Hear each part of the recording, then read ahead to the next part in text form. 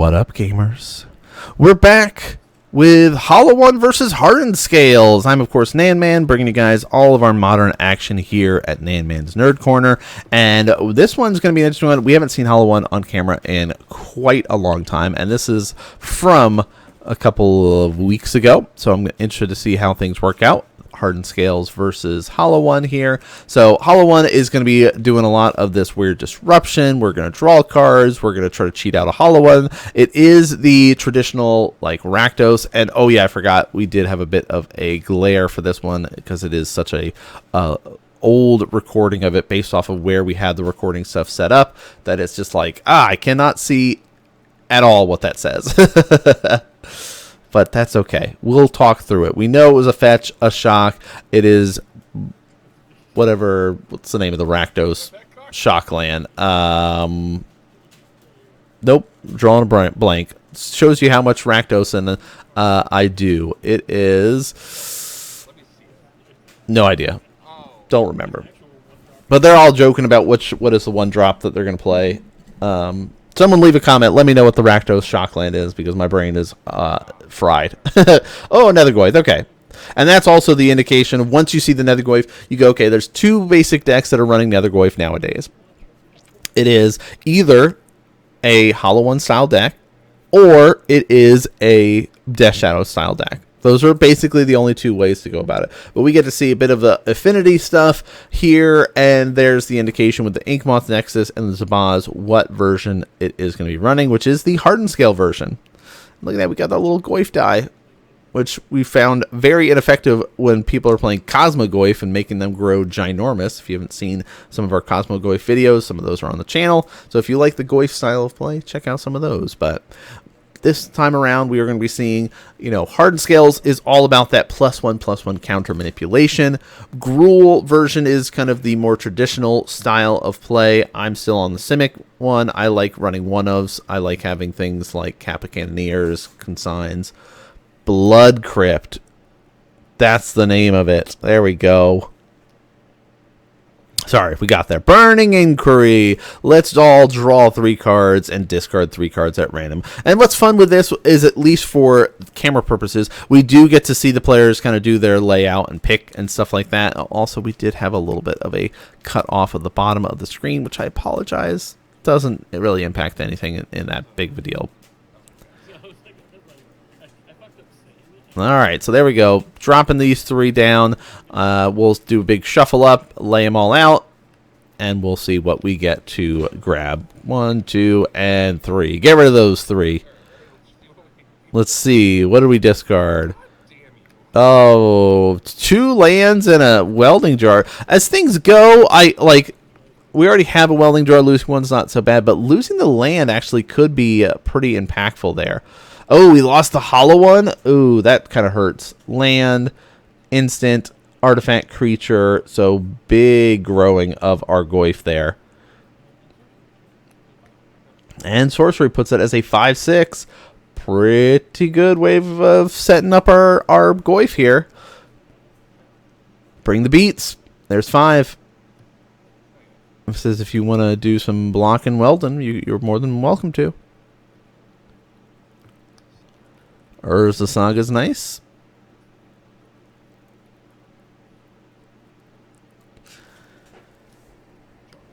Wow. So we basically just drew all our jars here. In response to the jar, let's push. Let's use one of them up. I like that. Swamp. Basic swamp. Hoping for a little bit more removal action here. Hoping for maybe just a Faithless Looting, some just kind of more card advantage to kind of help us out. But already, swinging with the Goyf is pretty good. Oh, that works. Bestowing. We can get rid of the...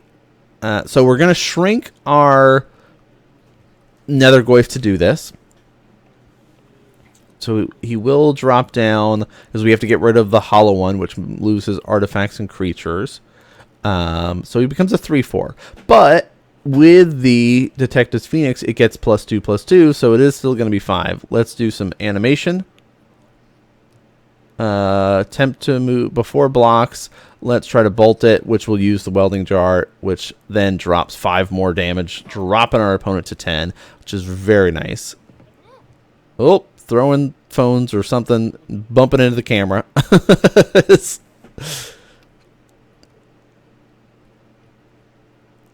All right, uptick. Basic forest. Make a construct. Okay.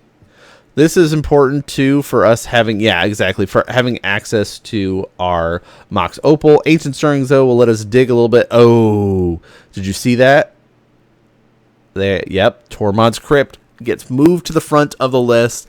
That is great. Again, the toolboxy elements of having artifact decks and Urza Sagas and things like that, that you're just like, yeah, this is just a good card, especially when, like, you can...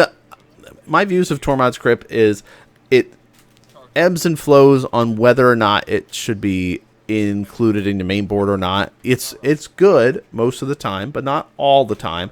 Just depends on what your meta is looking like. And at this point in time, we got to see a lot more of the artifact adventures. Like the artifact adventures being like Hardened Scales, but also this was a time where people were playing Emery and Jeskai's Ascendancies and things like that at our shop. So like having a little bit of extra of that is nice. Also against some of the control players and all of the Hollow One players that were running around, because our shop does flow between what decks people start running, and it's sort of, we're in this Esper phase right now. But for a while we were in a Hollow One phase, and so Shadow Spear coming in. It says, okay, I think we race here. I shrank your Goyf a lot. I've got my construct here, which is really big. 1, 2, 3, 4. Yeah, 1, 2, 3, 4, 5. Swing 5. It gets +1 for 6. I get trampled and lifelink, and we could do a little bit of swapping of life here. What do we got? Cycling a Hollow One. Yes. Grow the Goyf.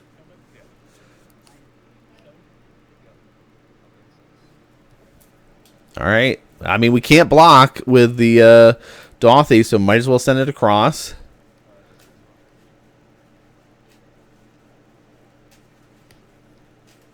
Surveil. We'll throw that Mox into the graveyard, which puts it underneath the Dothy, which will never get cast. But let's bring the beats. Before damage, activate. Before damage, activate. I love it. Tapping themselves to turn them into artifact creatures, growing the constructs even more, but that's just the overkill there. Not needed. There was plenty of damage on board to finish off our opponents, so just kind of like, hey, don't forget, check this out. Well, yeah, Shadow Spear winning the game there. Like, I was definitely one of those moments, like, I love Shadow Spear just from that, like, because I love going for construct wins in any of my artifact decks, because there's so many times where I'm like, oh, things are going wrong with my regular game plan, I have to pivot, and having access to creatures like the constructs is huge. Hence why we had that as our kind of construct token that we made for ourselves. Of course, we do have those available for anybody that would like them when we are out at events. Can be able to come by and say hi. We'll hand you a token, hand some stickers out, things like that. But oh, stop banging into our camera! Someone bump our table again.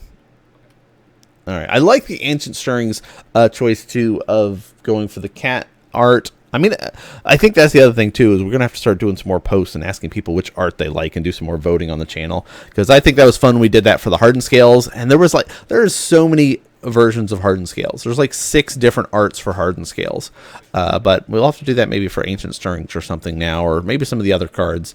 Like we'll have to start making a list. If there's so many cool cards and arts out there that it's great to be able to sit there and do that. So all right, surveilling Ruckus Theater, Rakdos Theater.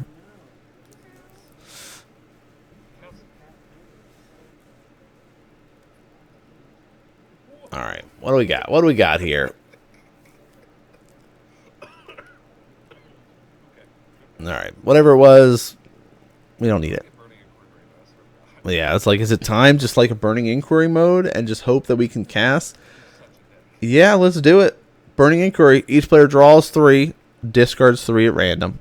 Like, sometimes this can actually just mess people up, especially if they like go, okay, I've kept like a 2 or 3 land hand, and I've played my 1 land, and then the next 2 just get discarded, and I don't draw any more off of the Burning Inquiry, and you're just like, oh, now I'm like really screwed. Also, Burning Inquiry with the Rakdos version, you get to use it with things like Orcish Bowmaster, so you get to just kind of like mess your opponents up with just like, here's a giant orc army that I'm growing now, and just, you know, dealing extra damage to you.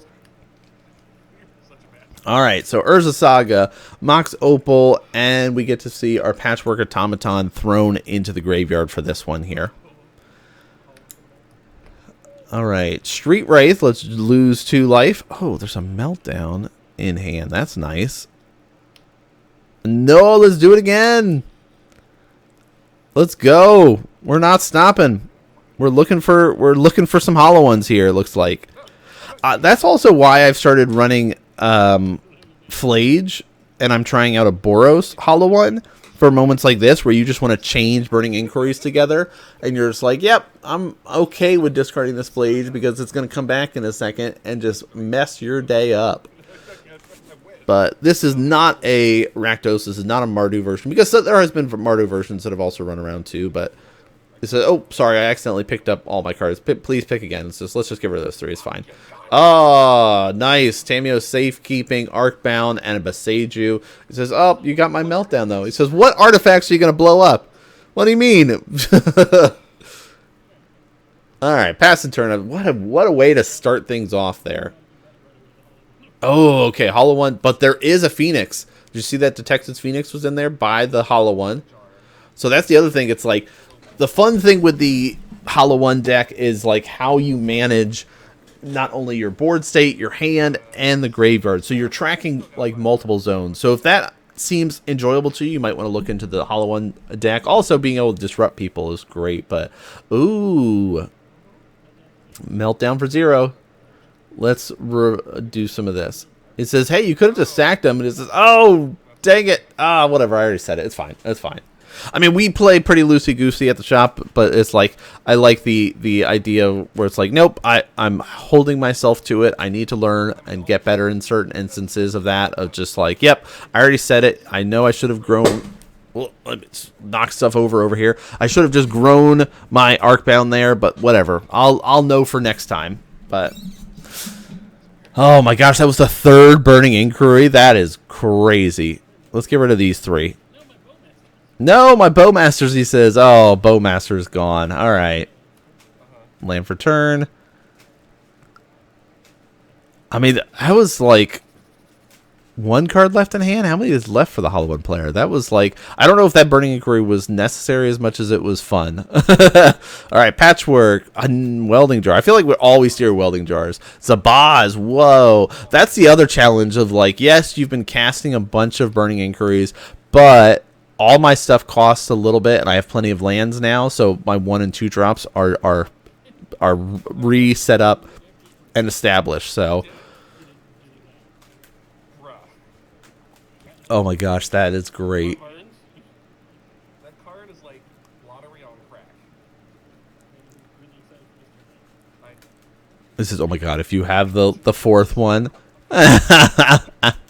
Also, the best response was, you know, like our Hardened Scales player was getting all flustered about the amount of, you know, of Burning Inquiries that have been cast, and the hollow one player's responses, but did you die?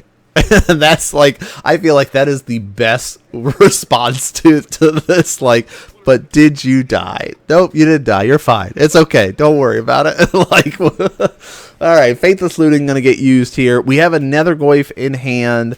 We've got a Detective's Phoenix, but that's like at the bottom of our graveyard. So if we are so focused on all of this stuff, like, that's the thing. We have to cast a Nethergoyf and Detective's Phoenix, and I don't know, actually. We might not be able to. Because if our opponent gets another land and like a Hardened Scales or something, they could just like win with an Ink Moth win here. So I like the Nethergoyf play, and we have a Bolt in hand to try to respond if things get crazy. But it's looking much better for our Hardened Scales player post all the Burning Inquiry casts that have happened. But a 5/6 is no joke. So this at least kind of blocks the ground quite a bit here. So let's see how these Ink Moths fly. Oh, all right. Every time that this frickin' land shows up, I see it do so much work. I need to pick up a copy. Yeah, you know what? All of you Hardened Scales players, you've made me a believer. I'm going to do it. I'm going to look for it when I'm at the conventions, and I'm going to try to find it. We'll see. Attempt to do some bolting.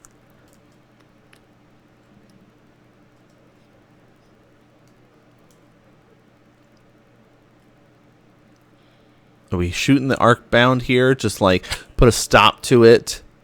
I like that. I mean, this is also that window where you can... So that was the debate here, right? It goes, okay, do I sacrifice my board a bunch and make an Ink Moth and just fly in?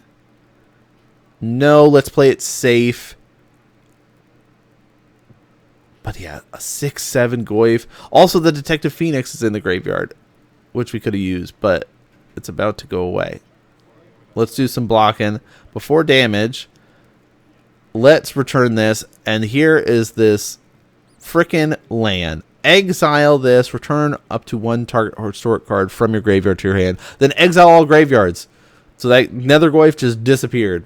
Just got eaten alive by that Patchwork Automaton. It's such a good card. I don't know, like... Every time I'm seeing it in action, it's just like... Well, also, it's been used against me a bunch, and I've been like, oh, God, this card's so good. But it's like moments like this where you're just like, yeah, where exiling the graveyard is more relevant than you thought. Arcbound, let's do some beats. Here's 6. Pass turn. Faithless Looting. I like the art for that. It's the Karlach art. I did get that secret lair because, you know, big fan of the Boulder Gate series and played through it, and, you know, or was that I'm pretty sure that was the one from the Karlach one, or maybe it was just a different art. Dismember. Pay for life. Let's get rid of your hollow one. Oh, what a game. I don't know. That was like, it really did come down to both games finding exile effects for the graveyard.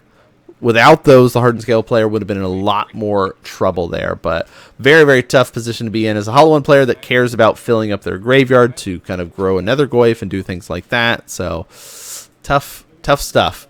Tough stuff for sure. But let's see a little bit of what sideboard options were pulled in for these players. Dismember, Tamiyo's Safekeeping. And that is the Monty Python Dismember art there. If you're looking at it and going, what the heck version of that is it? This is I got the one of Monty Python version, which is great. I love it. Black Knight there. It's just a flesh wound. All right, let's see what other sort of sideboard cards these players brought in. Dismember again. That is my sort of play right there. Is I got 3 different Dismember arts for you here to enjoy. You know, take your pick which one you like. I love that choice. That's great. I'm a big fan of mixing and matching art to, you know, because there's so much cool art out there for one, but also it's like a nice little tilt troll your opponents a bit, just like whiteboarders are, you know, one of those fun things. But another little fast-paced one, kind of one-sided. We'll get back. You know, sometimes that happens in Magic. Hope you guys enjoyed it, though. That's going to do it for this episode. Thanks so much for tuning in and watching, everyone, and I'll see you all next game.